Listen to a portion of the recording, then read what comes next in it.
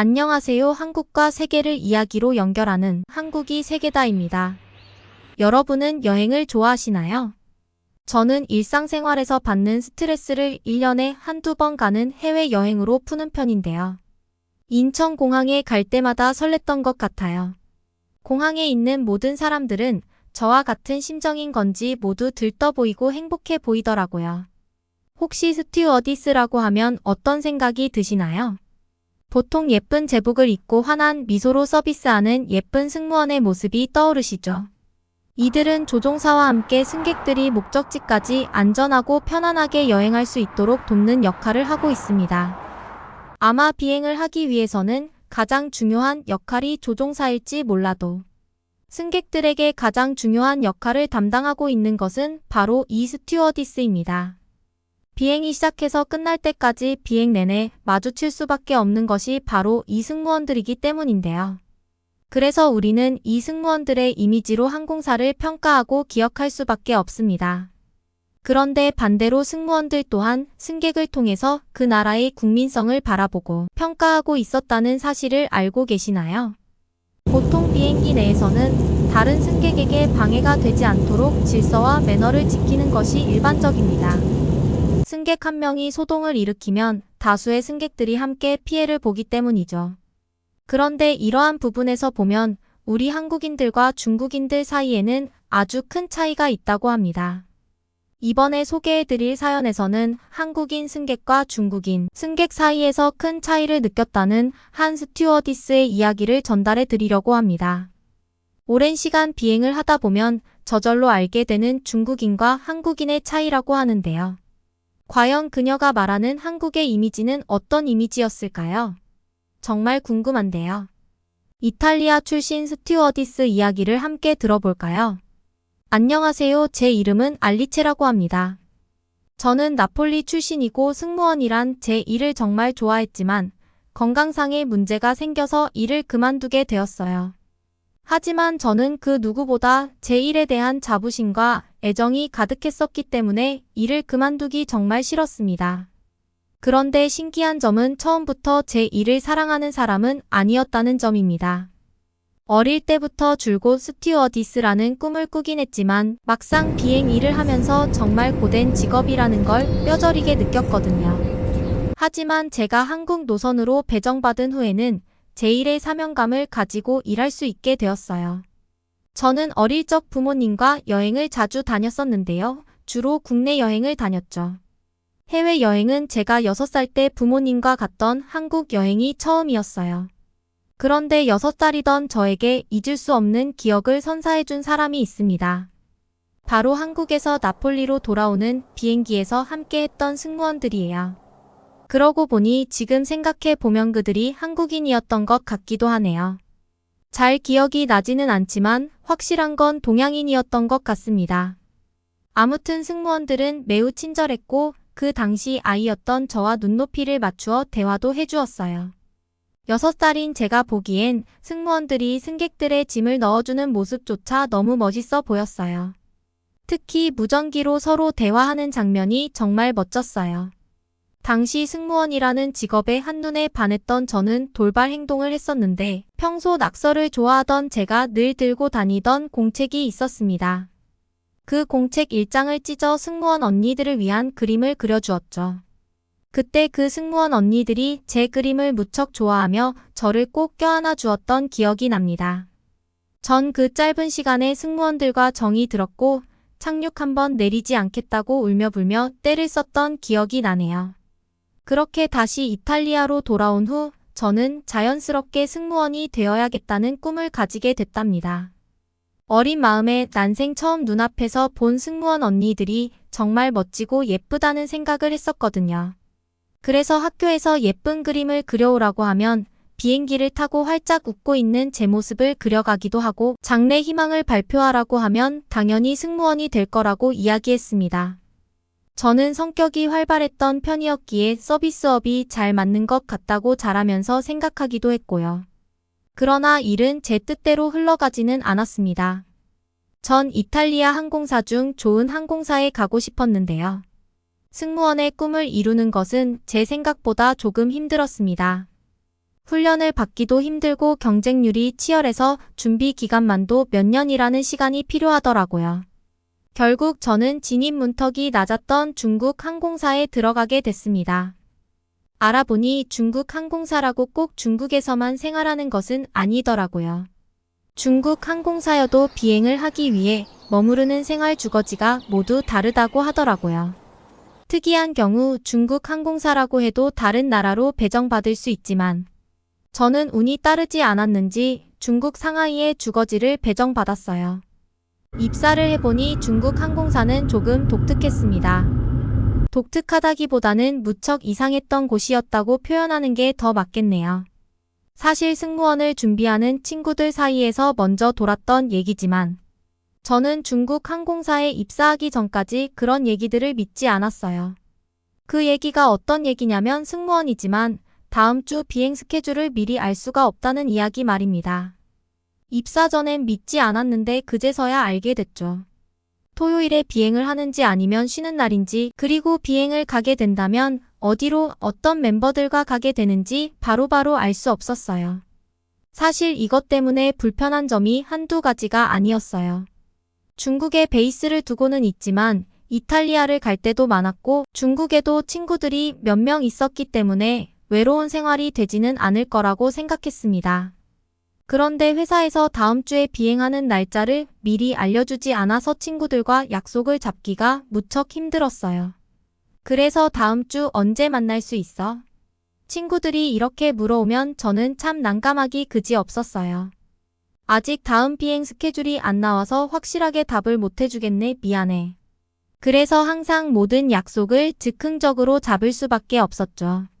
친구들과 약속을 잡기 점점 어려워지면서 결국 저를 빼고 친구들끼리만 먼저 따로 약속을 잡으라고 말하곤 했습니다.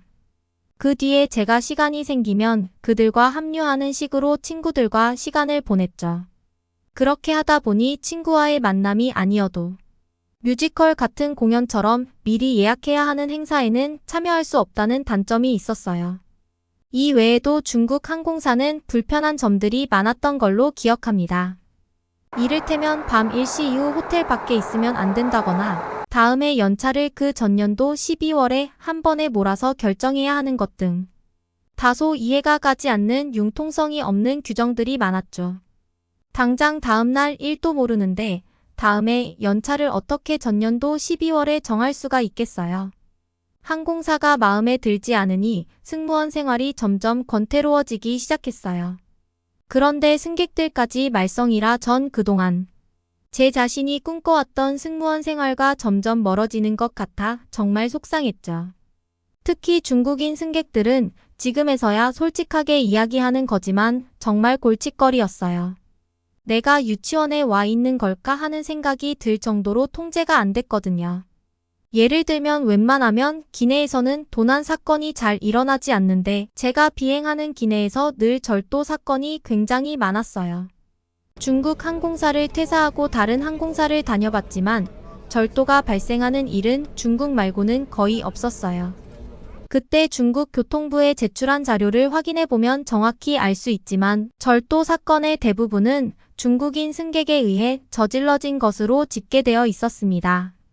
절도범들의 주요 타깃은 현금이나 명품 가방이었고 비행기에 탄 승객들이 잠에 들기 쉬운 이른 아침이나 밤늦은 시간에 없어지는 경우가 많았죠. 가끔 남의 가방을 뒤지다가 현장에서 적발되는 경우도 꽤 있었어요. 제가 실제로 그 장면을 본 적이 있는데 그러면 그들은 이렇게 말하더군요. 아, 제 짐인 줄 알았어요. 죄송합니다. 그러면서 그들은 뻔뻔하게 제자리로 돌아가 아무렇지 않게 잠을 청했어요. 정말 왜 저럴까 싶은 생각이 많이 들었어요. 가장 문제가 많이 일어났던 장소는 바로 면세점이었습니다. 이 부분에 대해서는 아마 중국 항공사에서 일했던 승무원들이라면 모두 겪었던 문제라고 생각해요. 아마 다들 꼴머리 좀 앓았을 거예요. 바로 면세점 핑계를 대면서 비행기가 이륙하지 못하도록 막아서던 중국인들 때문에 말이죠. 자기 일행이 면세점에서 쇼핑 중이라며 아직 이륙하면 안 된다고 비행기 탑승교 구간에 앉아 출발을 막거나 면세점에서 쇼핑을 하다가 비행기를 놓치고 나서는 항공사 직원에게 분풀이를 하는 등 상식적으로 이해가 가지 않는 행동을 하는 사람들이 많이 있었습니다. 이런 사람들은 다른 승객이 항의하거나 승무원이 말려도 절대 말을 듣지 않는 사람들입니다. 제가 일을 하면서 본 중국인들은 대다수 고집이 정말 셌어요. 저 역시도 이와 같은 일을 겪었던 적이 있었는데 본인의 아들이 쇼핑 중이라면서 실제로 이륙을 막아서는 바람에 결국 이륙을 30분 동안 하지 못했던 적이 있습니다. 이륙 시간이 한참 지난 후 양손에 쇼핑 가방을 든 아들이 나타났는데 그제서야 비행기가 출발할 수 있었죠. 웃기는 사실은 늦게 도착한 아들 역시 기내에 도착하기 전 공항 경찰에게 비행기를 이륙하지 말고 대기하라는 전화까지 걸었다는 점이에요. 뻔뻔하기 그지없죠. 우리는 뒤늦게 도착한 아들과 오매불망 아들을 기다리던 모자를 탑승 거부했고 그들은 해당 노선을 이용하지 못했었습니다. 그런데 정말 신기한 건 이런 사람들이 주에 한 번씩은 꼭 나타난다는 점이랍니다. 중국은 인구수가 많아서 그러려니 싶기는 하지만 정말 힘들었어요. 게다가 면세품의 포장을 뜯어낸 후기내 그대로 버리고 가는 사람들도 많아 늘 고생이었죠. 아마 짐을 가져갈 때 최대한 부피를 줄이기 위해 포장한 종이 상자나 비닐 같은 것들을 버리고 가는 것 같은데 진심으로 최악이었어요. 그러다가 다행히 베이스가 한국으로 바뀌게 되었습니다.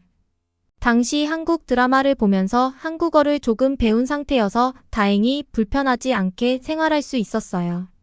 솔직히 그전까지 승무원이라는 꿈을 포기할까 생각했는데 베이스가 한국으로 바뀐 이후 전 완전히 다른 삶을 살게 되었답니다. 저는 한국 사람들과 한국이 정말 좋았습니다. 제가 한국 정서랑 잘 맞았나 봐요. 참 신기하죠. 우선 한국에서 생활하며 한국 사람들을 많이 만나게 됐는데 한국 사람들은 행동이 정말 민첩해서 좋았어요. 예를 들면 외국 사람들은 기내식이 와야 그제야 민기적거리면서 식탁을 펴거든요. 때론 테이블을 펴주거나 펴달라고 부탁할 때도 있죠. 하지만 한국인들은 도대체 어떻게 눈치를 채는 것인지 기내식을 준비하느라 우리가 왔다 갔다 하면 바로 그것만 보고도 테이블을 세팅하더라고요. 또 커피나 음료를 따라줄 때도 컵을 척척 갖다 대주죠. 한마디로 눈치가 빠른 것 같아요. 그래서 승무원 입장에서는 업무가 무척 수월해져서 좋았던 것 같습니다.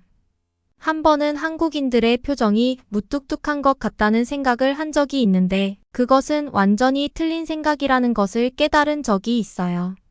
일단 착륙해서 비행기에서 내릴 때는 사람들이 모두 피곤하지.